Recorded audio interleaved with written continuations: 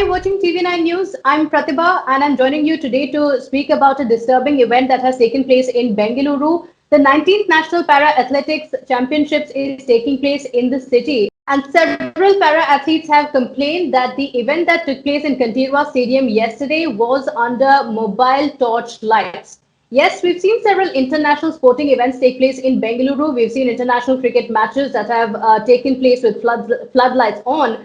But in Kantirwa Stadium, several para athletes had to go through this event, which is a qualification event for the Tokyo 2020 Paralympics with just mobile phone lights.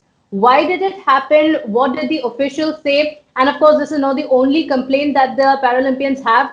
Several of these para athletes have spoken of the lack of facilities. The venue is also said to be not wheelchair friendly. So there are several complaints to talk about. To talk to us more about it, joining me now is Padmini, disability sports researcher. Many thanks for joining me, Padmini. Firstly, if you could tell us what exactly happened, and why did an event like this take place? Because this is quite a big event, um, that's taking place. In such a significant event like this, such discrepancies that have come to light. Thank you, Pratibha, for asking me this. This is not the first time something like this has happened with the Paralympic Committee of India. That as a national sport federation, that they are not prepared to conduct events of this scale is not a surprise for many of us in the disability sports scene in India.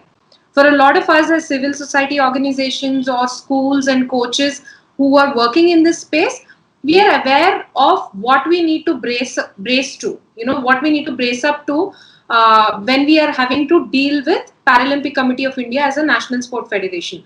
Among the athlete community, among the parents of junior athletes, everybody is aware, because since I don't know if the viewers are aware of the fact that PCI has been multiple times suspended in the past and then reinstated to its national federation status. Every time they were suspended and they were given their national sport federation status back, the problems because of which they were suspended were not fully fixed. Okay, no, but this is just not acceptable. Like you said, this is something that's a very persistent problem that the para athletes have been facing. But this is just not acceptable because, this is a very important event, and the excuses that have been given are also, it's very surprising that such excuses can be given. First, of course, the event had been delayed, but even then, a few of the athletes have also complained that despite the floodlights being available, it was not switched on. So, the authorities present there, did they give any explanation as to why?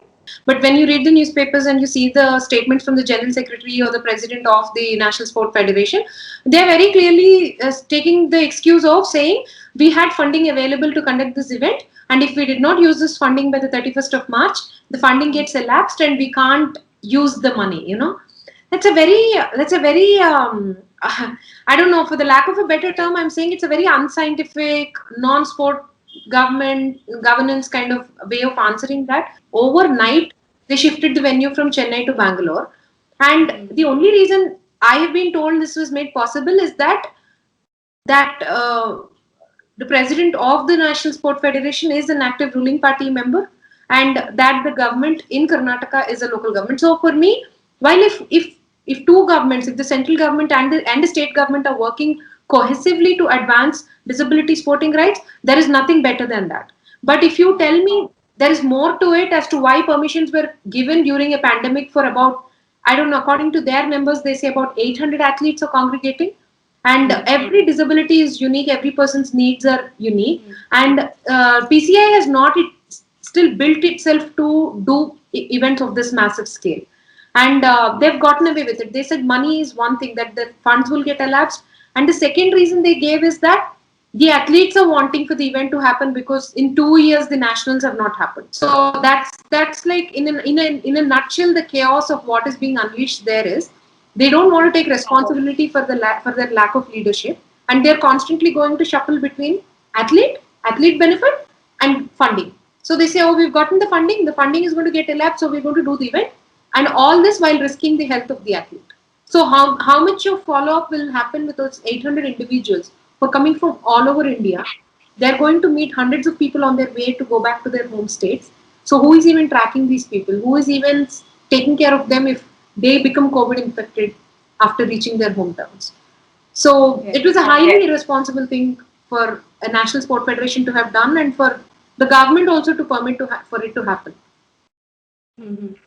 Okay, and like you mentioned, of course, this seems to be just the tip of the iceberg because there are so many complaints that the athletes have about it. Like you mentioned, the sudden change in venue, that was also one of the things that several athletes are talking about.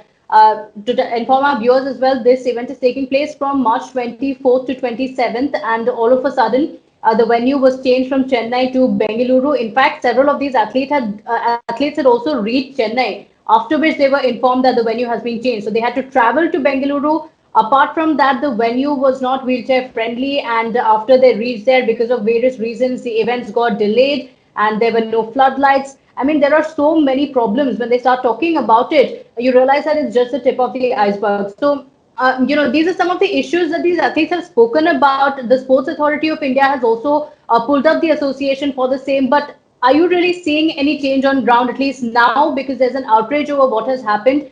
Is there at least some promise that, yes, we are going to look into it, we're going to ensure that there are a lot more facilities, more than floodlights? I think more important now would be to ensure that it's wheelchair friendly, isn't it?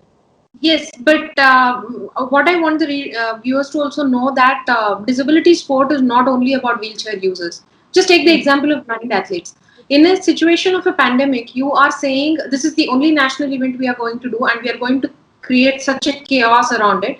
And a blind athlete, blind people are dependent a lot on touch. They're always touching surfaces. They have to navigate a space, they're touching surfaces. So how can you ensure safety and hygiene if you are going to just put a person who is blind into the situation and say this is your only opportunity to play at the nationals? So it's not just wheelchair friendly. So how hygienic are your surfaces? And then the other thing that a lot of people are not talking about is prior to us as a community raising voices, PCI was clearly saying you have to be responsible for your accommodation, your food, your own local travel, and there was this tone of ableism, and in the disability rights world, if somebody is aware of the term, you take a very ableist attitude.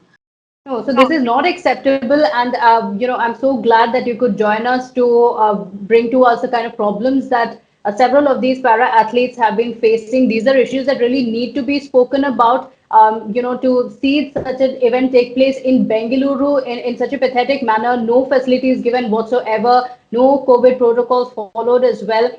We need to ensure that we're all aware of the problems that they are facing, to also ensure that the National Paralympic Association is also accountable for what's happening.